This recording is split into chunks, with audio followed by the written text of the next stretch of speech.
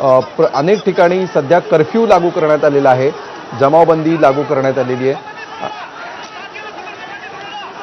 आणि आंदोलक सध्या रस्त्यावर उतरल्याचं चित्र आहे। तर का बंदी घातली आहे बघा, रजिस्टर न केलेल्या ॲप्सवर सरकारकडून बंदी घालण्यात आलेली आहे। रजिस्टर करण्यासाठी 28 ऑगस्टला एकूण 7 दिवसांची मुदत देण्यात आलेली होती सर्व सोशल मीडिया ॲप्सना। ही मुदत संपली आणि त्यानंतर फेसबुक, व्हॉट्सअप, यूट्यूब आणि एक्स सह एकूण 26 ॲप्सवर बंदी घालण्यात आली आहे। टिकटॉक, विबर, विट्स, निंबूज, पोपो लाईव्ह यांच्याकडून नोंदणी करण्यात आली आहे। टेलिग्राम आणि ग्लोबल डायरी या ॲप्सची नोंदणी सध्या प्रक्रियाधीन आहे, अंडर प्रोसेस आहे। आणि याविषयी अधिक माहिती देत आहेत आमचे प्रतिनिधी सोमेश कोळगे सध्या आपल्यासोबत आहेत। सोमेश, नेमकी काय या सरकारने अटी आणि शर्ती घातलेल्या आहेत ज्याच्यामुळे हा प्रश्न निर्माण झालाय, याचे तपशील समोर येतीलच, मात्र काही सोशल मीडिया ॲप्सनी ही प्रक्रिया पूर्ण केल्याचं दिसतंय, मात्र जे प्रमुख सोशल मीडिया ॲप्लिकेशन्स आहेत किंवा संस्था आहेत त्यांनी मात्र याला प्रतिसाद दिलेला दिसत नाही।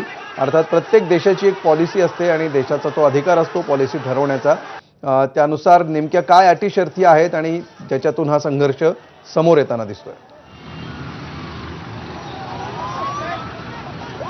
नेपाळनी या संदर्भात त्यांनी काही प्रामुख्याने याविषयी ज्या अटी शर्ती लादल्या होत्या त्यामध्ये त्यांनी म्हटलं होतं की एकतर या सगळ्यांच्या बाबतीमध्ये की ज्या पद्धतीने अनेक वर्षांपासून या सर्वांची मालकी हक्क हे विदेशामध्ये आहेत आणि त्यामुळे याचा परिणाम म्हणून या मालकी हक्कांना म्हणजे या मालकी हक्कांचा उपयोग करून कुठून ना कुठून तरी इतर देश किंवा काही खासगी या सगळ्याचे मालक हे आमच्या देशातील परिस्थिती नियंत्रणात आणू शकतात, अशा स्वरूपाची एक आक्षेप हा नेपाळच्या सरकारला होता।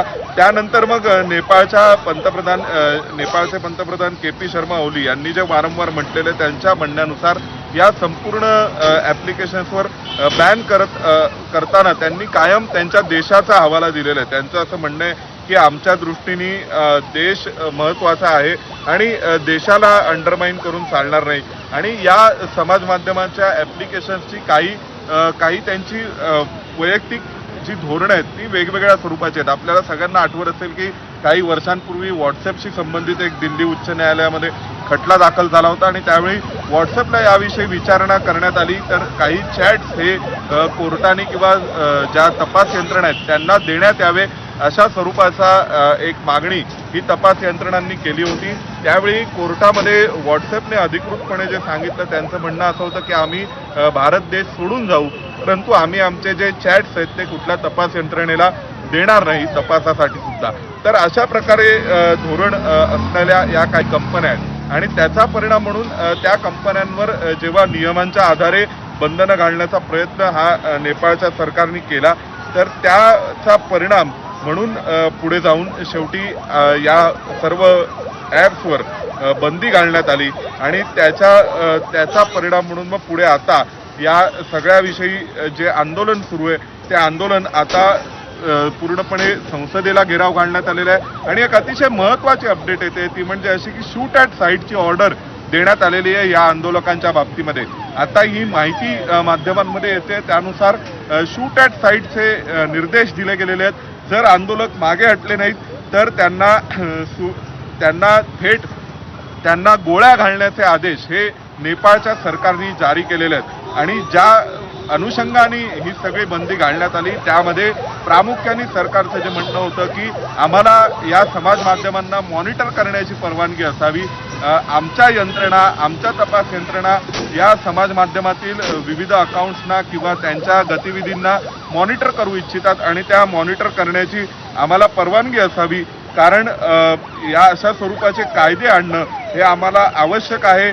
तसंच जे लोक या समाज माध्यमांवर वेगवेगळ्या काही गोष्टी प्रसारित करतात, मग त्यामध्ये काही खोट्या अफवा असतील, खोट्या बातम्या असतील, तर या सगळ्याच्या खोटी माहिती असेल तर या सगळ्याच्या अनुषंगाने आम्हाला त्यांना जबाबदार धरायचे. जे कोणी खोटी माहिती प्रसारित करतील त्यांना जबाबदार धरलं गेलं पाहिजे आणि त्या अनुषंगाने आम्हाला समाज माध्यमं ही सर्व सोशल मीडिया ॲप्लिकेशन्स मॉनिटर करण्याचे अधिकार असावेत आणि त्या अनुषंगाने